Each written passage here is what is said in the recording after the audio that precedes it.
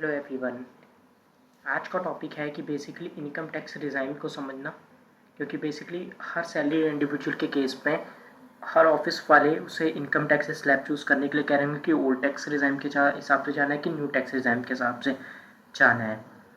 तो financial year 25-26 के लिए कौन सी टैक्स रिज़ाइन यूज़ करनी चाहिए, मैं डिटेल में उसके बारे में बताऊँगा कि कौन सी रिज़ाइन बेस्ट रहेगी आपके लिए, कौन सी डिडक्शन किस रिज़ाइन में अवेलेबल है और किस में नहीं अवेलेबल है।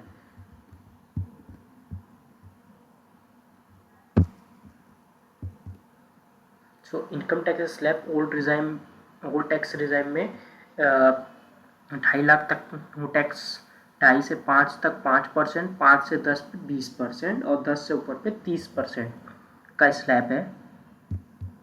न्यू टैक्स रिजाइम में 4 लाख तक जीरो टैक्स, 4 से 8 पे 5%, 8 से 12 पे 10, 12 से 10, 12 से 16 पे 15%, 16 से 20 पे 20%, 20 से 24 पे 25% और 24 से ऊपर पे 30%। अब ओल्ड टैक्स रिजाइम में एग्जेम्पशन और डिडक्शंस क्या मिलेंगे और न्यू टैक्स रिजाइम में डिडक्शंस और एग्जेम्पशंस क्या मिलेंगी। So standard deduction old tax regime में सैलरी इंडिविजुअल्स के लिए 50,000 थी, न्यू रिजाइम में 75,000 है। उसके बाद इसमें टैक्स रिबेट जो 87A में मिलता है, अगर आपकी 5 लाख तक की इनकम होगी ओल्ड टैक्स रिजाइम में तो आपकी जीरो टैक्स लाइबिलिटी बनती है। वही की न्यू टैक्स रिजाइम में अगर आप जाओगे तो आपकी 12 लाख तक की इनकम पे जीरो टैक्सेशन है, और अगर आप सैलरी इंडिविजुअल हो तो 12,75,000 तक नो टैक्स है। ओल्ड रिजाइन में हाउस रेंट अलाउंसेस आपको मिलेंगे, अदर स्पेशल अलाउंसेस मिलेंगे, प्रोफेशनल टैक्स की डिडक्शन मिलती है, इंटरेस्ट ऑन हाउसिंग लोन की डिडक्शन मिलती है, चैप्टर 6A की 80C, 80D, 80E and so on. Basically इन सारी चीज़ों की डिडक्शन आपको मिलती है।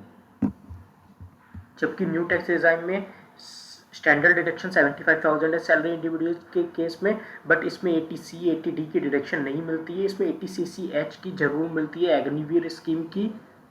उसके बाद इसमें टैक्स रिबेट 12,500 से इंक्रीज करके 60,000 रुपये कर दी गई है। It means till 12 lakh no tax liability if your income is up to 12 lakh, और अगर आप सैलरी इंडिविजुअल हो तो 12,75,000 तक में नो टैक्स लाइबिलिटी।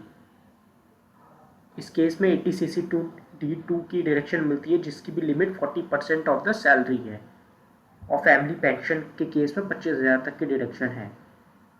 तो दोनों में अगर डिफरेंस देखेंगे तो इसमें 12 लाख तक की टैक्स इनकम पे नो टैक्स है, अगर आप सैलरी इंडिविजुअल हो तो 12,75,000 तक, और उस केस में 5 लाख तक की ओल्ड रिजाइम में 5 लाख तक के केस में नो टैक्सेशन है।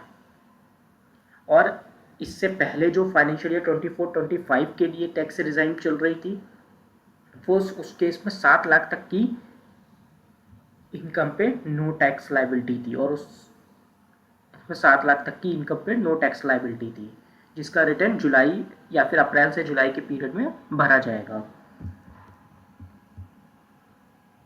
अब मैंने आपको एक्सप्लेन कर ही दिया कि ओल्ड वर्सेस न्यू में क्या फ़र्क है। बेसिकली न्यू टैक्स रिजाइम में कंप्लाइंस भी कम है, कम रिकॉर्ड कीपिंग करनी पड़ेगी, क्योंकि डिडक्शंस उतनी है नहीं, तो रिकॉर्ड कीपिंग की भी रिक्वायरमेंट होगी नहीं। Which tax regime is better, it is depend upon the everyone's income. Basically income कितनी है आपकी और आप किस तरीके की इन्वेस्टमेंट कर रहे हो उसके ऊपर डिपेंड करता है। तो मैंने कुछ इनकम टैक्स की कैलकुलेशंस की थी, जो मैं आपको बताता हूँ कि अगर 6 लाख तक की इनकम है न्यू टैक्स रिजाइम में, जीरो टैक्स है, आपको पता ही है कि 12 लाख तक नो टैक्स लाइबिलिटी। तो अगर आप देखोगे तो 12 लाख तक के केस में कोई भी टैक्स लाइबिलिटी नहीं है। आप देखोगे 12 लाख तक कोई भी टैक्स लाइबिलिटी नहीं है, बट जैसे ओल्ड रिजाइम में अगर आप देखोगे तो 22,500 रुपये का आएगा, न्यू रिजाइम में 40,500 आएगा। उसी तरीके से जैसे जैसे आपकी इनकम बढ़ती जाएगी वैसे वैसे टैक्स लाइबिलिटी बढ़ती जाएगी।